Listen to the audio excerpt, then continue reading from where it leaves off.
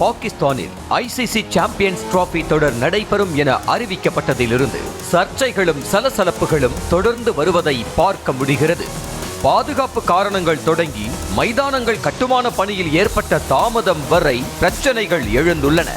இதனால் பாகிஸ்தான் கிரிக்கெட் வாரியம் சரியான முறையில் சாம்பியன்ஸ் டிராபி தொடரை நடத்திவிடுமா என்ற ஐயத்தை ஏற்படுத்தியுள்ளது. 1996ஆம் ஆண்டுக்கு பிறகு பாகிஸ்தானில் மிகப்பெரிய அளவில் ஐசிசி ஈவென்ட்கள் எதுவும் நடைபெறவில்லை. இந்த நிலையில் 2025 சாம்பியன்ஸ் டிராபி பாகிஸ்தானில் நடைபெறும் என அறிவித்தது ஐசிசி. பாதுகாப்பு காரணங்களை சுட்டிக்காட்டி இந்திய அணி பாகிஸ்தான் செல்ல மறுப்பு தெரிவித்தது பெரும் சர்ச்சையாக வெடித்தது. மற்ற அணிகள் எல்லாம் பாகிஸ்தானில் விளையாட இசைவு தெரிவித்த நிலையில் இந்திய அணி பங்கேற்கும் போட்டிகள் மட்டும் துபாய்க்கு மாற்றப்பட்டன. அந்த பஞ்சாயத்து முடிந்தாலும் சாம்பியன்ஸ் டிராபி சர்ச்சைகள் ஓய்ந்த பாடில்லை.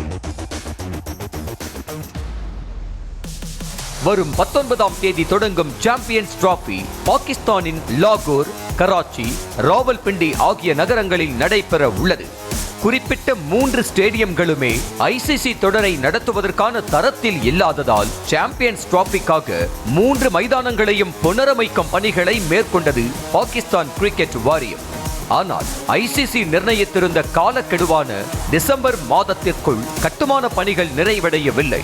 அதன் பின் ஜனவரி 25ஆம் தேதி வரை கால அவகாசம் கொடுக்கப்பட்ட நிலையில் அப்போதும் பணிகள் முழுமையாக நிறைவடையவில்லை. இறுதியாக பிப்ரவரி 8ஆம் தேதி பணிகள் முழுமையாக நிறைவு செய்யப்பட்டு லாகூர் கடஃபே ஸ்டேடியம் திறந்து வைக்கப்பட்டது.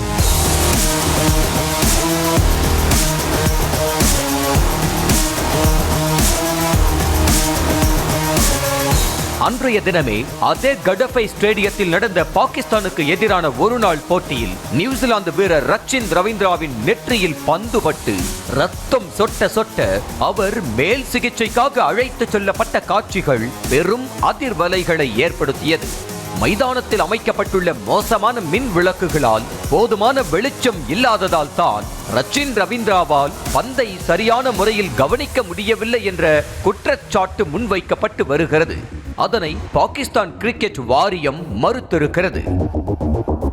இந்தியா பங்கேற்கும் போட்டிகள் துபாயில் நடத்தப்படும் நிலையில் மற்ற அணிகள் பங்கேற்கும் போட்டிகளை சரியான முறையில் நடத்தி முடித்து விடுமா பாகிஸ்தான் என்ற இடத்திற்கு இந்த விவகாரத்தை நகர்த்தியுள்ளது பாகிஸ்தான் கிரிக்கெட் வாரியத்தின் நடவடிக்கைகள்.